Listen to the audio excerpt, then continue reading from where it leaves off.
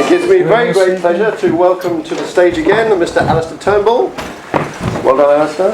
Thank you. And for the Immortal Memory. Thank you very much. Thank you. Again, thank you very much for inviting me along. I normally talk to schools, so you're slightly older than the children I speak to about this, so I'm going to try and raise it up to a different level tonight, okay? The Immortal Memory is a difficult thing to do because to try and sum up someone's life in about, say, 10, 15 minutes is difficult. Especially somebody like Robert Burns, who was so many different things to different people. He was a husband, a lover, a poet, a songwriter, a farmer, an exciseman, a radical. So what I'm going to do is I'm going to give you the whistle-stop tour of Robert Burns' life and maybe throw in a couple of poems along the way, okay? I have got a timer here, so I'm not going to try and go too long. Somebody shout if I keep on going for about 3 hours, okay? Right. Okay. This all started on the 25th of January, 1759, when Robert was born, right? He was the first child to William and Agnes Burness. William was a market gardener, Agnes was the daughter of a local farmer. Robert was born into pretty much poverty. All that they had was a button bed, a 2-room house, 1 room for the animals, 1 room for them living in. He spent the first 7 years of his life there. It was in Alloway, the old clay biggin it was called in Alloway, and beside here. And more brothers and sisters came along in those 7 years. His brother Gilbert, Anna. They got too much for them, so they had to move out to a farm. But the one good thing about being born into William and Agnes's family was William and Agnes believed in education. Now, at that time in Scotland, only about 50% of men were literate, and only about 40% of women were literate. But William liked education, so he taught his children how to read and write. And when he couldn't teach them anymore, he got a guy called John Murdoch. He got together with other farmers and got John Murdoch, a tutor, to come in and teach his children how to read, write and spell and stuff, right?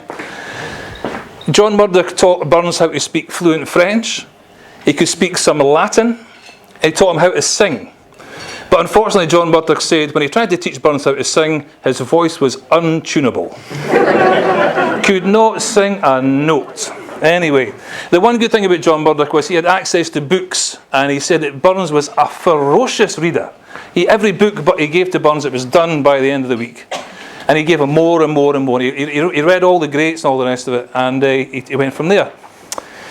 When did he start writing poetry? Right, I'll tell you, they had moved up to this farm. It was summer. He was 15 years of age. He was working in the fields, bringing in the harvest. But what they did back then to bring in the harvest, they paired a young man with a young woman. The young man to cut down the corn and all the rest of it because of the strength, and the young woman to tie it up behind him into bundles. And just one piece of corn that they cut down was called a daiment icker, and the bundles were called a thrave. Now remember that, because in the poem To a Mouse was a line that says, "A daiment icker in a thrave's a small request." Now you know what they are. It'll help you understand the poem. The woman that Burns was paired with, this young girl was called Nellie Kilpatrick. And he felt that he was quite attracted to her. He was a 15-year-old boy. He'd lived on a farm all his life, didn't know how to talk to women. And he heard Nellie singing a song one day. And he said to Nellie, "Where did you learn that song?" And Nellie said, "Well, I heard it from the local laird's son. The local laird had fallen in love with one of the maids in his father's house, and he'd written the maid a song, and Nellie liked the song." So Burns, at this 15-year-old boy, said, you know, if a local laird can sit down and his son can write a song, I can bloody well write a song. So he sat down and he wrote a poem called Handsome Nell. And that was the first poem he ever wrote about anybody, and it was basically to introduce himself to a girl. So I'm going to give you the last 2 verses of Handsome Nell, just now. And they are, "A gaudy dress and gentle air may slightly touch the heart, but it's innocence and modesty that polishes the dart. 'Tis this in Nellie pleases me, 'tis this enchants my soul, for absolutely in my heart she reigns without control." And she did, to reign without control, but unfortunately that was a bit of a theme for Robert as he went on.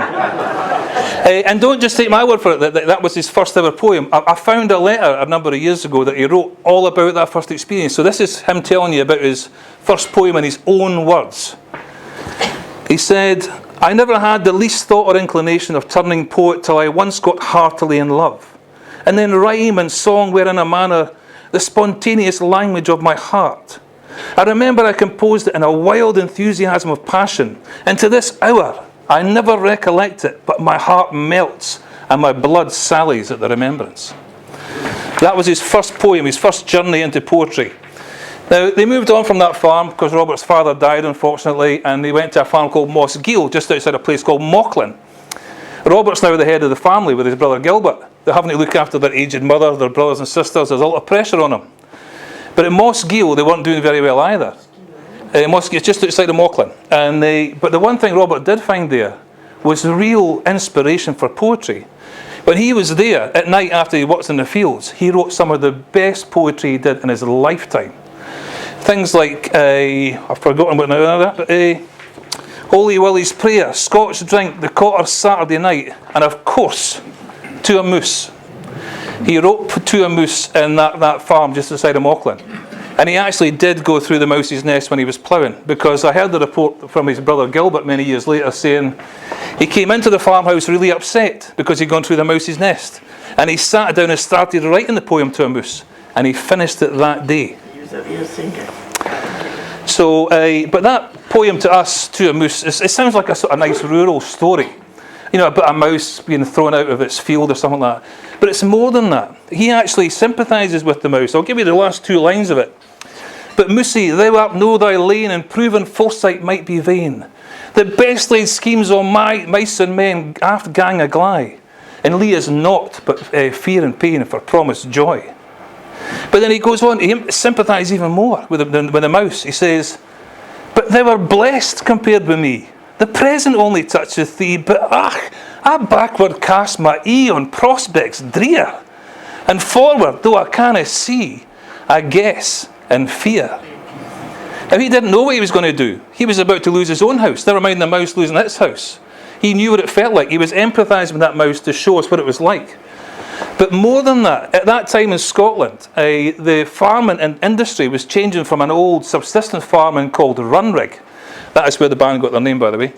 Runrig type of farming. It was changing to more industrial farming, so lots of farmers were losing their houses through no fault of their own. That poem, to us, is a nice rustic Tory, but to them back then would resonate with a whole society that he lived in. Also, he didn't know what he was going to do. He tried another business. He went to Irvine, lived for a while in Irvine, set up a business as a flax dresser. I'm not going to explain what that is, you need to look it up. But he took on a partner, and his business sense was terrible. I mean, he's already failed at one farm. He took this business on. He took a partner on. At the end of the day, the partner swindled him out of all the money, and his partner's wife got drunk and set fire to the shop they were working in. He returned back to the farm, he said, like a true poet, with not 2 coins to rub together. So he's back at Moss Giel again. He meets a girl called Jean Armour, who's going to turn out to be the love of his life. You've probably heard her name before. He had a small relationship with her, and she became pregnant. So Robert, he wanted to do the right thing, and he went to Jean Armour's family and said, I want to marry Jean Armour, I love her, she's pregnant. And the father said, no, beat it, get lost, you're not going anywhere near her. How bad must your reputation be in the 1780s, right? If you get a girl pregnant, you go to your dad, can I marry her? No, beat it, off you go. So he wasn't allowed to marry her at all, he couldn't do anything. So he failed at farming, but he loved his poetry. He failed at the other business. He failed to try to get his wife. At this point, he's thinking, there's nothing left in Scotland for me. What am I going to do? I've tried everything. It's failed. I'm going to go to Jamaica, like many people did back then. He wanted to make his fortune in Jamaica. But he had a problem. He didn't have the money for the fare. It was about £9 and 2 shillings or something like that for the fare to Jamaica. And to put that into context, a farmer's wages at the time for a year was about £8. So he had to get a whole year's wage together. And he had nothing to sell. Until his friend Gavin Hamilton, who was a factor in Mauchline, he looked after the business of a large estate in Mauchline, very high standing in the community, this guy, Gavin Hamilton. Gavin said, I love your poems. See the poems you've been writing for years and you've just been handing out to all your pals and all the rest of it? He went, yeah. He says, why don't you put them in a book? If you put them in a book and you sell them, you'll raise the money, you'll get your passage to go to Jamaica, you'll be set, you'll be okay. So Robert thought that's a great idea, and he went to Kilmarnock to a guy called John Wilson, who was a publisher, and he said to John Wilson, I want to publish this book of poems, and John Wilson said, bugger off. No way, you're a farmer, nobody knows you, Why would anybody buy your book? So he had to get his mate Gavin Hamilton to come along with him, who's more standing in the community, to speak to John Wilson and say, we want to publish this book. And the publisher still said, nobody's going to buy this. I'm not doing it. The only way I'll do this is if you go around and raise subscriptions, and I want X amount of people saying they're going to buy this book. So Gavin Hamilton and Burns went with all their friends, all their family. It's like we think crowdfunding is a modern thing, right? He basically crowdfunded his first book, right? He got some money, but he didn't get enough until he went to the Kilmarnock Curling Club. And there was hundreds of people in the Kilmarnock Curling Club. They gave him some poems, and they went, well, these are great. We'll buy at least 50 of these books. And it took them over the line, and then John Wilson eventually said, right, we'll publish the book. And on the 31st of July, 1786, poems chiefly in the Scottish dialect by Robert Burns was published. There was 612 copies made. There were 3 shillings each, and they sold out in days. Everybody loved them. He was an instant success with this. He got the money. He had enough to go to his fare to go to Jamaica. And he thought, oh, this is great. I'm on my way now. He sent his bag off to a ship. There was a ship called the Nancy. It was going to leave from Greenock.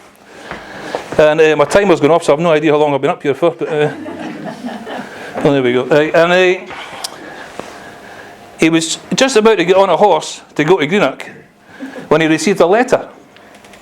A letter from a guy called Thomas Blacklock. Right? Thomas Blacklock was a poet in Edinburgh. He was blind, but he was a poet in Edinburgh. And he was a renowned poet, and he was also a critic. And he'd written to Burns and said, I have just read your book. It's amazing. It is brilliant. You should ditch your plans to go to Jamaica. You should come to Edinburgh.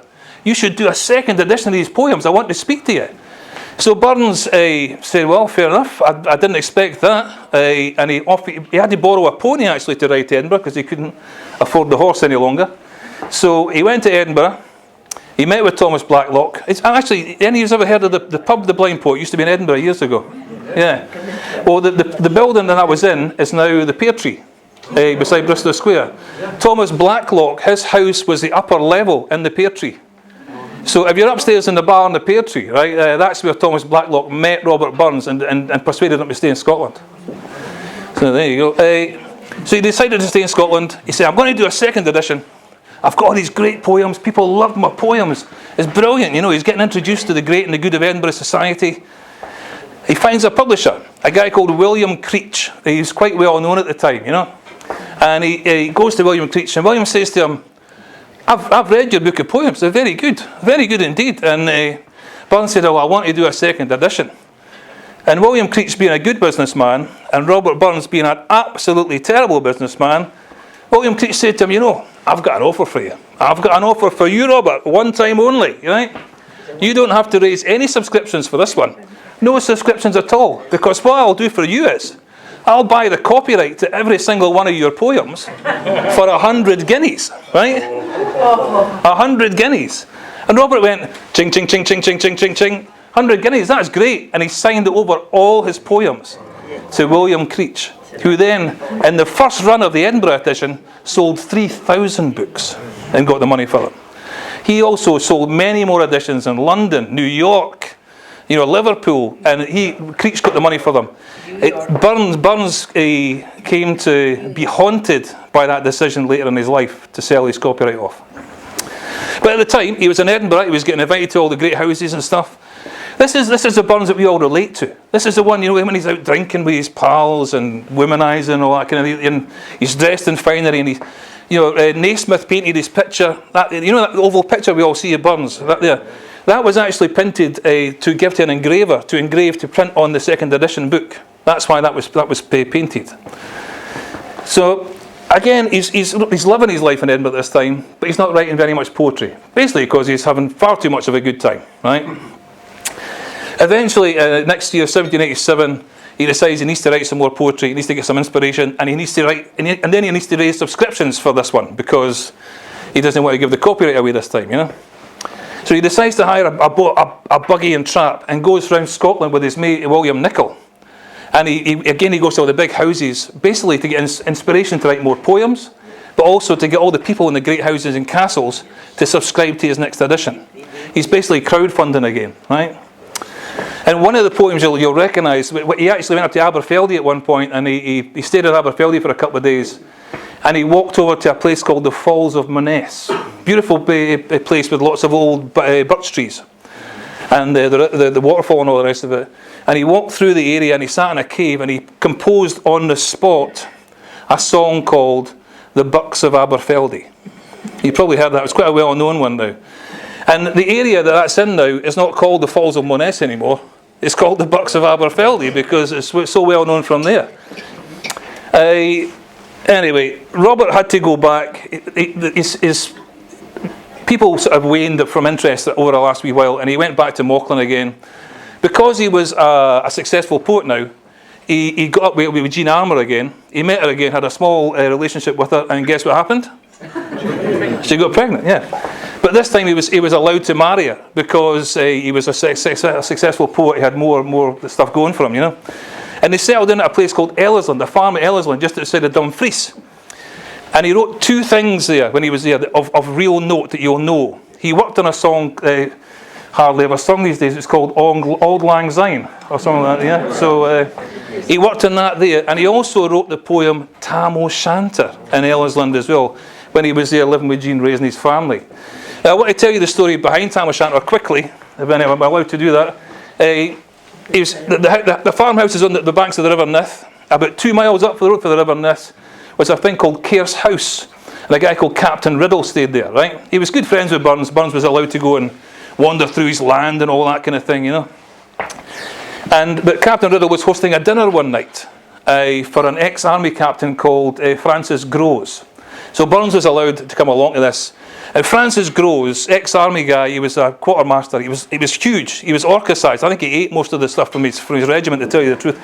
But he was now writing books, and he wrote a book called The Antiquities of Scotland. He'd written a book before called The Antiquities of England. And as soon as something was put in his book, it was preserved. It was like the old buildings of England were thought to be preserved because they'd been put in his book, The Antiquities of England. So when he came to Scotland, he said to Robert Burns, What building should I put in my book, The Antiquities of Scotland, Volume 2?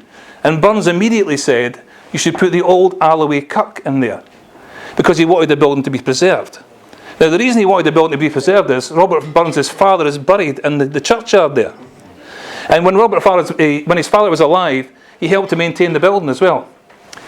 So Francis Groves said to Burns at this dinner, he said, I'll put that in the Antiquities of Scotland, Volume 2, if you'll give me a poem to print beside it. So Burns went away, thought about the poem, and wrote Tam O'Shanter.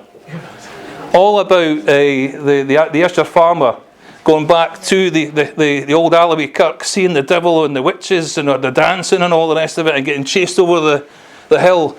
He wrote all of that to get that building put in a book called The Antiquities of Scotland, Volume 2. The actual story came from a story his mother told him when he was a child. It has its origins in an old Ayrshire folktale. But the folktale that he was told is at this level, you know. And Burns took it to that level up there with Tam O'Shanter, in a whole new place. Now, we're getting now towards the end of his life. You'll be thankful for that. It's not another 20 minutes of that. It's okay. So he ended up joining the excise and leaving farming altogether. He became an excise man. And he worked as that for the last, say, 6-7 years of his life. And he moved to Dumfries. Into a house there in a place called Millvennel. The road is now called Burns Street. And the house is still there. It's a museum to Burns. But in the last 7 years of his life, Burns didn't write an awful lot of poetry. He wrote a couple of crackers. He wrote My Love Was Like a Red, Red Rose. I think that was 1792 he wrote that, and he was in the house. I had the pleasure of going to that house and reciting it in the very room he wrote it in. I loved that. And I also went to a pub in Dumfries called the Globe, where there's actually still a stool there from Burns' time, in a room that's authentic to Burns' time. It's called the Poet's Seat. And that's where he used to sit and read his poetry to everybody. And I had the pleasure to go and sit in that seat and recite some of his poetry. I absolutely loved it. I had to ask special permission from the people who owned the place, but they were okay with it. Anyway, the last 7 years of his life, he dedicated to songwriting and collecting songs. He met with a guy called James Johnson, who was an engraver in Edinburgh, who loved music. And they both thought that Scottish songs and Scottish culture was getting eroded away. All the old songs that people used to sing with the oral tradition, people were forgetting them. They were disappearing. So they thought they would get a book called the Scots Musical Museum. And between James Johnson and Robert Burns and a few other people putting songs in, they did 5 volumes of this book. There was about 5 volumes when Burns was alive and one when he passed away. And Burns contributed about 230 songs in 7 years, including Auld Lang Syne. Now, to put that in perspective, when Paul McCartney was writing with John Lennon, they only produced about 200. Slacking, you know what I mean? So he produced more than that, and he was working as an excise man at the same time. There was only one guy. But he basically dedicated the last years of his life to preserving it. I never charged James Johnson anything. He did it for free. James Johnson tried to pay him, and excuse this phrase, but he said if he was being paid, he thought it was like sodomy of the soul. He just wanted to give the songs away to be kept for the future. And by the way, Auld Lang Syne is now the second most sung song in the whole of the English language. And the first is Happy Birthday, if you want one. So, Now, the song Auld Lang Syne, Burns actually, he never wrote that song. He heard an old man sing it in a pub. He'd never heard it before. He thought it was one of the old oral tradition songs. And he wrote it down. He changed it slightly. He put different words in and stuff like that. And he put a tune that was slightly different to it as well. And he put it in the book. But after he died, James Johnson, the guy who had the book, put it in the next edition with a different tune. And it's a tune we all know today. You know, the da da da da da da da, which is actually a tune. It's an old Strathspey reel, either called The Miller's Wedding or The Miller's Wife. I can't remember, but that's what it is. So it was first put together in the book, the Scots Musical Museum, in 1799, just 3 years after Burns had died, with that music and those words together. And it came from there. But we don't celebrate Burns because of all the affairs he had or all the bad business he had and stuff like that. We celebrate him for the poems. Some of the poems that he wrote, I think, are elevated to the level of art. And by that I mean, if you read them, they make you challenge your own beliefs and stuff like that, your own prejudices. I mean, even if you read something like A Man's a Man for All That, and the bad things we can do to each other and how we can hope to be better in the future, if that doesn't make you think about the future, I don't know what will. Or one of the best love stories I've ever heard in a song is in the song A Fond Kiss. It's a long story, I can't tell that tonight, but basically Bob Dylan said that was the best love song he had ever seen in his life. It couldn't be bettered. So we remember Burns for the poetry, for the songs, for the encapsulating Scottish culture, and then given to us. If a lot of these songs that he put in that book, like Scots Wha Hae, Green Grow the Rashes, you know, we would never have known today if he hadn't have done that. So I'm going to stop there. I've got plenty of other stories, but I think people are starting to fall asleep. So I would like you to raise your glasses and give a toast to the immortal memory of Robert Burns.